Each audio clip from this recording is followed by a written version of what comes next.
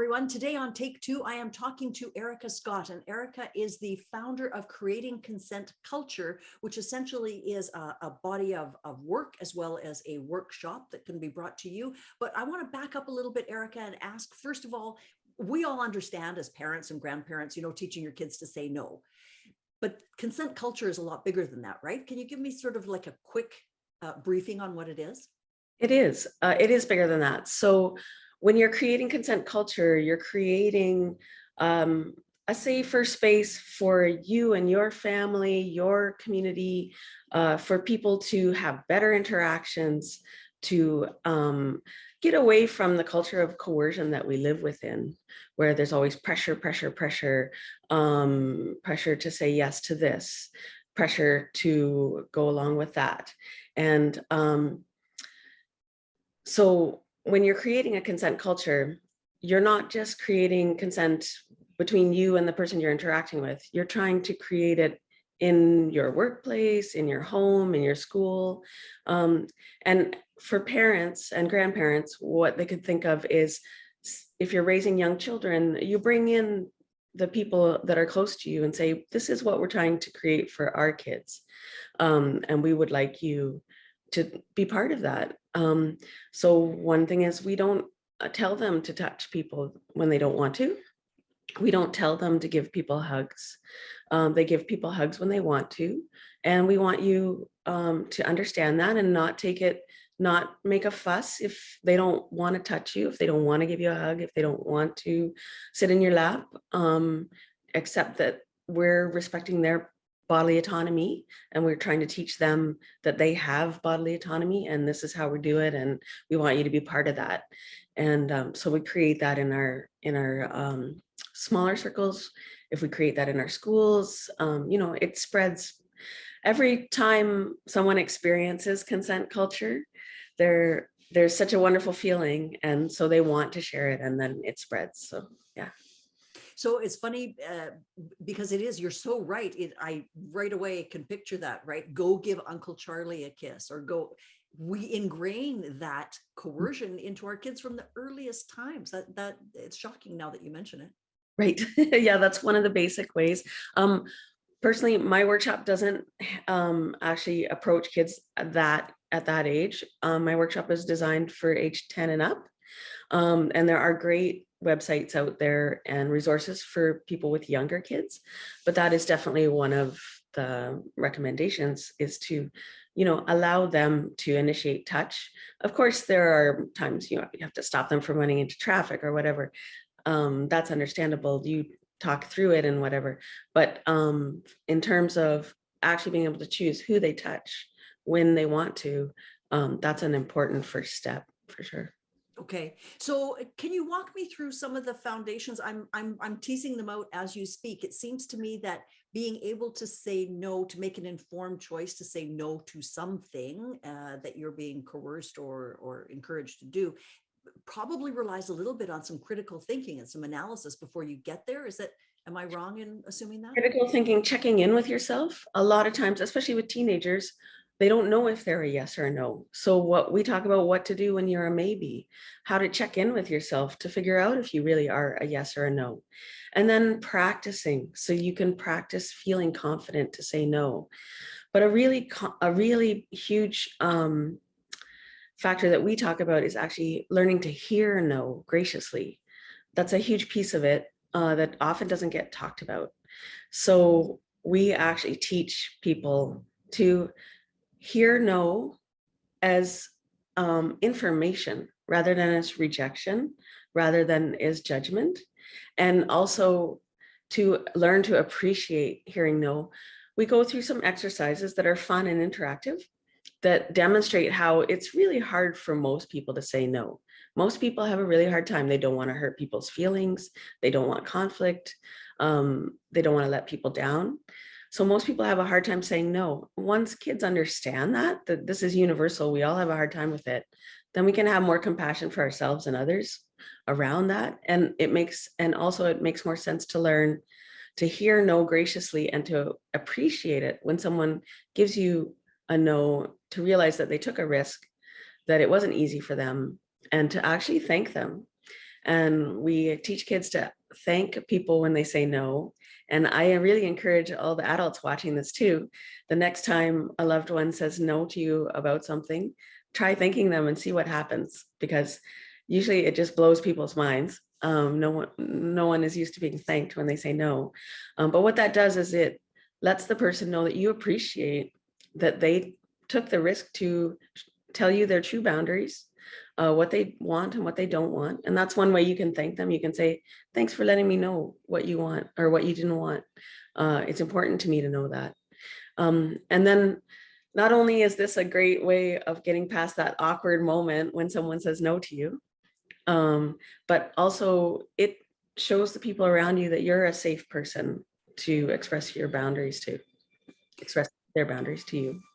So what I'm hearing you say is that if we all believed that by making our boundaries clear and saying, no, I don't want to do that, or no, I'm not going to go there, or whatever, if we felt that that would be accepted rather than punished, we would be more likely to set those boundaries. Is that where we're going? Yes, I believe so. Yes. And so there are quite a few skills to creating consent culture. One of them is saying no confidently. One is hearing no graciously. One is knowing what to do when you're a maybe. One is knowing how to ask for what you want clearly, because that's another thing we all struggle with, or many of us struggle with, is being able to ask for what we want, know what we want, and ask for it in a clear way, which is part of consent. Because what we're saying is, when to have consent, you have to have a collaboration between people who feel that they can ask for what they want, and that they can say and hear no, and that they can check in with themselves and really know what they want. So there's a lot of skills involved, and not only do you have to learn these new skills, but you also have to unlearn conditioning that we've grown up with and we live with every day. I mean, still in business, it's considered a virtue to keep pushing when someone says no, right? You're going to get that yes, and that's success. And it's different with business than it is with your bodily autonomy, of course. But still, we live in a culture where it's quite normalized that people will push and push, and that your first no either won't be heard or won't be respected. Erica, can you give me an example in your workshop? What would be, assuming that there's some scenarios, what would be a scenario or a role play that you would take people through? Okay, so it's not exactly role plays, but what we get is people to do exercises where they're talking about touch, but they're not touching, and they actually practice saying no and hearing no and thanking each other when they say no, and different ways of greeting. There's a lot of different exercises for a lot of different reasons. Some exercises show how communication can be tricky. Some exercises show how people look when they say yes, but they mean no. So you see what that looks like on their face. And believe it or not, that's a really fun exercise, and people have a lot of fun and laugh a lot. There's a lot of laughter throughout the workshop. And that's what I say, like, fighting the culture that we live in could be hard work, but creating a new culture, a culture of consent, is actually fun and lighthearted work, because it feels good. It feels good to be respected. It feels good to respect others. And yeah, once there's a feeling of safety in interactions, there's a lot more that's possible. And it feels good. So your focus, as I understand it, your focus with these workshops is more around the tweens and the teenagers. It's not for business per se. Is that right? Well, I think it could also be really helpful for business. I know that businesses have been asking for kids to come out of higher education with more relational intelligence. They're finding that young people are coming into the workforce with the technical skills, but not the people skills that they need. And so this helps build that. So it's good for business that way. And also, if businesses wanted to create a better work culture, this would be a great workshop for them to do. It's designed really for humans age 10 to 110. And that's what we were originally going to market the book as, but the publishers wanted us to have a more compact niche. So we focused on teens and tweens, since that's really the most important population that we wanted to reach. But it really is, it's really can be, adults really enjoy it as well. And do a lot So of I approached this as soon as I heard the word consent, I started thinking in terms of yes and no. But clearly, when you talk about consent, you're talking more about opening things up to a more collaborative approach to Yes. interaction, decision making. It sounds to me like I have another colleague who works in the area of psychological safety, and it sounds like these things are very much aligned. Yes.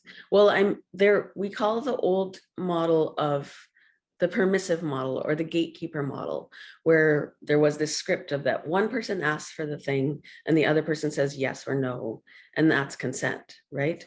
And we talk about now moving to a collaborative model where we're really seeing everyone as equals, everyone asking for what they want, and everyone able to say yes and no, without the old stereotypes of that only one person asks and only one person says yes or no.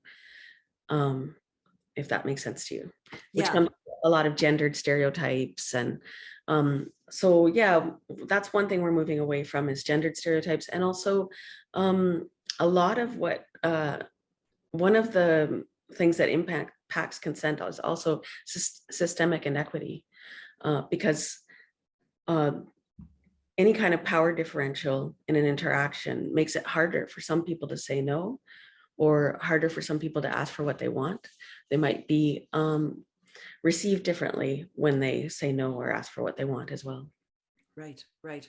Okay, so if people are interested, and I would assume this happens a lot through schools, they reach you through your website?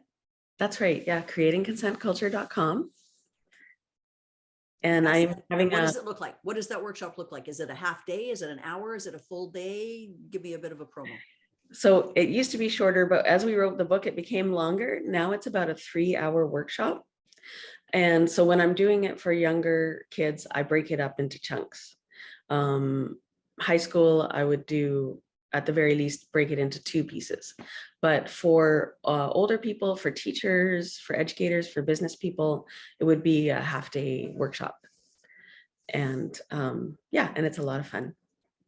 It sounds like a lot of fun. I want to take this. So you have to keep me posted on when you're next doing one for adults. I want to take this because it sounds like a great idea. Erica, thank you so much for talking to me today. It's super fascinating, and I wish you all the very best success in spreading that word more broadly, because I think it will make for a better world.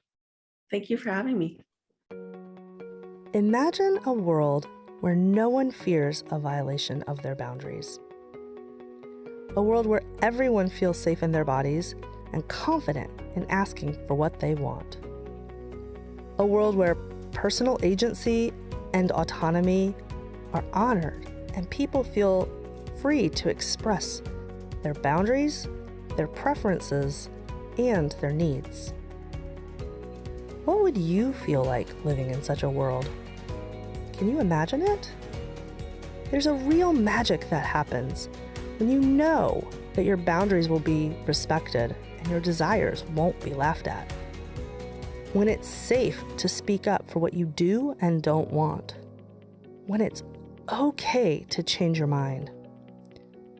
When saying and hearing no feels like valuable information and not rejection. When your body feels fundamentally and in your bones safe. How do you make this magic happen? In a word, consent. Earnestly engaging in consent practices is the secret sauce for making interactions fun, enjoyable, and worth repeating. That's why we wrote Creating Consent Culture, a handbook for educators. Great for students aged 10 and up in order to help create a more respectful, fun, and consensual world. Order your copy today at creatingconsentculture.com.